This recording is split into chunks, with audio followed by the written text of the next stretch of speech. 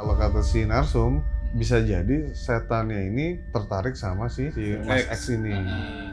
Udah dia mau dimilikin. Kalau misalnya nggak mau diambil, dia pasti akan mati.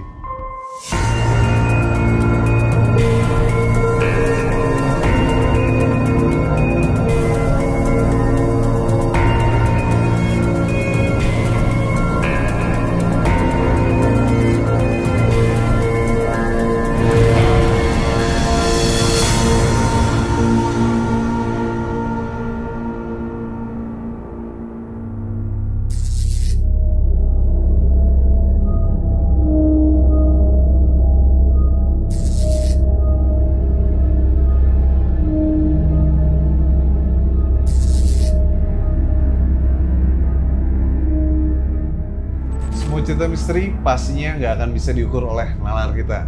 Gue Abu, welcome back to my channel. Di luar Nurul nggak habis pikir. Hari ini kita di malam yang sunyi dan hujan rintik-rintik serta angin mulai meliuk-liuk, mata nanar, woi. Sakit tuh kayaknya, tuh badan menggigil.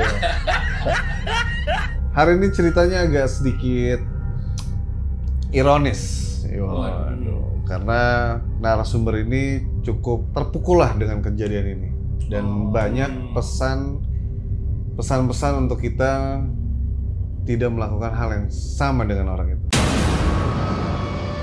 Di sebuah daerah tempat Jakarta itu masih banyak penghijauan. Jadi di satu daerah Menteng Dalam, mau gue samarin, udahlah nggak usah. Di Menteng Dalam lebih mengarah ke arah Tebet ya. Dulu ini tuh lapangan lah, tanah lapang besar ya kan. Nah, narsum kita itu cucunya yang punya tanah itu. Langsung keturunannya, keturunan kedua. Jadi masih menikmati lah. Pundi-pundi uang itu dijual ya. Pundi-pundi uang itu dijual, pundi-pundi tanah itu dijual. Singkat cerita, si narsum ini punya om. Punya om. Kita sebutlah Mas X. Mas X ini punya tugas untuk ngejagain namanya aset-aset keluarga. Narsum kita ini punya tanah, punya hotel, cukup bergelimang harta lah. Keluarga ini nih ya. Ingat cerita, lahan yang kita sebut tadi itu menjadi salah satu tempat untuk tempat pemilihan umum. Di area itu ada pohon beringin besar banget. Itu posisinya kayak kembar, tapi kalau dilihat zaman itu kayak gerbang, seolah-olah tuh kayak gerbang kokoh besar ya kan. Terus ada dua pohon itu, jadi bener-bener agak lumayan, memang bener-bener bisnis lah di situ. Jadi banyak tukang atau banyak si tukang bersih-bersih untuk ngebersihin rantingnya aja atau ngupas si pohonnya itu nggak bisa. Saking kuatnya itu pohon. Sampai begitunya ya akarnya. Ya, sampai begitu. Jadi ada yang bersihin pakai gergaji mesin, patah gergaji mesinnya. Terus akhirnya ya udah, karena kan kalau misalnya mau dibikin TPS itu kan harus dibersihin dulu kan semuanya. Bersihin lah semuanya. Pada satu hari pas lagi TPS, karena TPS itu cuma satu hari kan, si Omi itu jaga untuk berlangsungnya pemilihannya biar lancar. Karena kan dulu kan penjagaannya nggak terlalu ketat kayak sekarang ya. Santai lah ya. Duduk minum kopi sambil nyemok aja aman. Nah, ini dia nih kisah pilu si omnya atau Mas X ini. Entah kenapa tiba-tiba dia pengen buang air kecil. Buang air kecil, dia pipis lah di salah satu spot, tapi bukan di dekat pohon beringin, di dekat pohon beringin ya, tapi bukan di pohon beringin ya.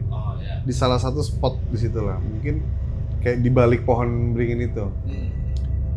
Dia buang air kecil lah, selesai dia buang air kecil, kondisi masih normal. jalanlah pencoblosan itu selesai di malam hari itu.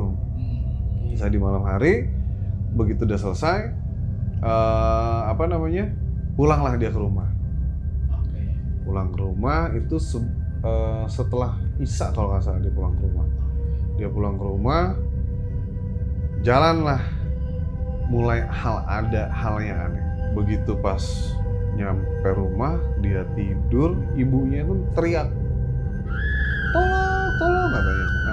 Masnya tuh kejang-kejang, terus tapi kaku badannya, gitu. Wah, panik kan semua.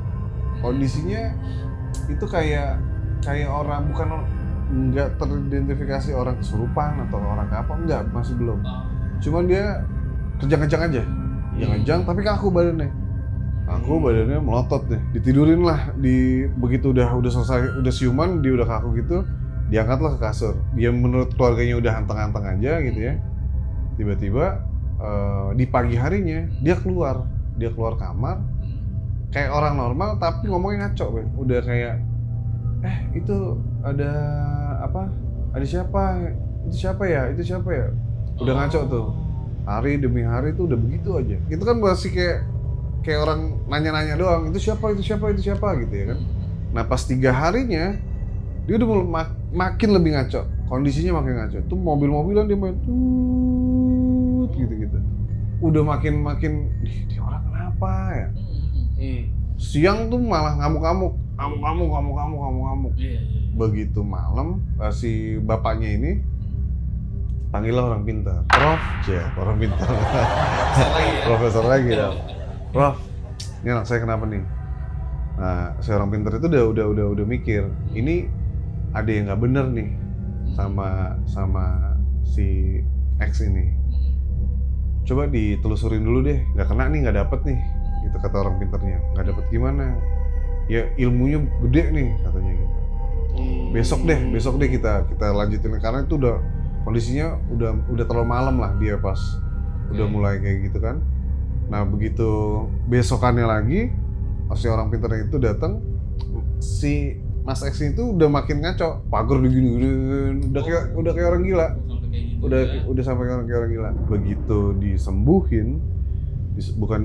diobatin lah, maksudnya diobatin, dia malah kaku tidur begitu dong, men. Tidur gini ngonci, cek aja. Itu kisaran 3 hari. Dalam kondisi seperti itu. Nggak makan, nggak tidur, men. Dia tapi matanya tetap melek. Kasih banget. Ngeri banget, men. Merinding banget. Pok kayaknya, wah. Terus makin aura di kamarnya atau di ruangannya dia tuh makin nggak enak sebenarnya. Jadi ibunya pun diajak ngomong apa segala macem, nggak, diem aja. Akhirnya dibawa ke rumah sakit, kondisi normal, nggak ada sakit apapun, nggak ada. Dibawa pulang lagi nih, diobatin lagi, sama kondisinya, hampir nggak ada reaksi apapun, tetap diam aja. Akhirnya mulailah dibikin pengajian untuk nyembuhin lah, maksudnya dipanggil orang untuk ngaji bareng untuk dia. Hasilnya sama, nggak berubah sama sekali. Ditelepon lah orang dari satu daerah, ya, kita nggak bisa sebut nama daerahnya, satu daerah untuk coba untuk ngobatin. Begitu di orangnya datang, tanya nih sebelumnya kenapa gejalanya begini. Ternyata dia itu kayak diambil, men, sukmanya ya. Kalau orang-orang mikirnya diambil rohnya lah, katanya ini dia habis ngelakuin kesalahan nih, tapi kita nggak tahu apa. Oke, sebentar, saya cek dulu. Keluarga mikir kan dia nyakitin orang, enggak, nyakitin perempuan, enggak, apa dia punya musuh, enggak. Pokoknya ditelusurin sampai akhirnya sebelumnya dia habis dari mana nih, gitu. Oh iya. So, dari mana nih? Terus dari lapangan, karena daerah itu disebutnya lapangan. Dari lapangan tuh kemarin 2 minggu yang lalu ini pencoblosan. Oke, kita coba malam nanti saya ke sana. Dia ke sana, si orang pintarnya ini coba cari tahu, ternyata si penunggu ini dia ngencingin saudaranya si setan itu yang lagi hamil. Jadi karena itu dia minta tukerannya itu adalah si Mas ini suruh ngebersihin dan dia nggak bisa kemana-mana. Jadi jeratan si ininya lah, si setannya ini. Kalau kata si Narsum, bisa jadi setannya ini tertarik sama si Mas X ini. Jadi dia mau dipilikin. Kalau misalnya nggak mau diambil, dia pasti akan mati. Bingung lah nih si orang pinter ini. Ini gue ngomong gimana ya? Gitu kan. Ngomong gimana? Akhirnya mau nggak mau dia akan harus nyampein lah. Kondisinya kayak begini. Panik semuanya. Panik. Akhirnya si ibunya sama si bapaknya, jadi kita bikin pengajian. Karena ini bikin diarahin ke jalur yang lebih baik, udah ngajin selama 7 hari berturut-turut. Ngajin lah, bawa lah tuh orang semua ngaji di dalam rumah situ. Ngaji. Setelah ngaji, tiba-tiba dia ngomong, lapar ya. Gila, 2 minggu dia nggak makan, bisa jadi apa itu orang? Tiba-tiba dia ngomong, tolong bersihin lapangan. Cluenya cuma itu doang. Udah. Akhirnya semua orang yang ada di situ kaget, bangun langsung bersihin lapangan. Begitu bersihin lapangan, lapangan udah bersih semua. Itu kan berhektar-hektar itu lapangan sebenarnya ngebersihinnya, dan butuh biaya lumayan lah sebenarnya. Dibersihin, bapaknya balik sama ibunya, cek. Begitu ibunya ngecek ke kamarnya, teriak main ibunya. Si Mas X meninggal. Nah, ini buat kita-kita yang masih hidup, coba membuang air pipis atau air urin dan lain-lain sebagainya itu, mau di gunung, mau di empang, mau di mana, misi-misi dulu lah. Mungkin dia karena ini lahan bapaknya, pengkongnya kan dikucingnya tanah-tanah gue ya nggak? Ternyata nggak bisa begitu. Jadi memang harus kita pikirin juga ada makhluk yang hidup berdampingan sama kita. Gue Abu, di luar Nurul, ya habis pikir.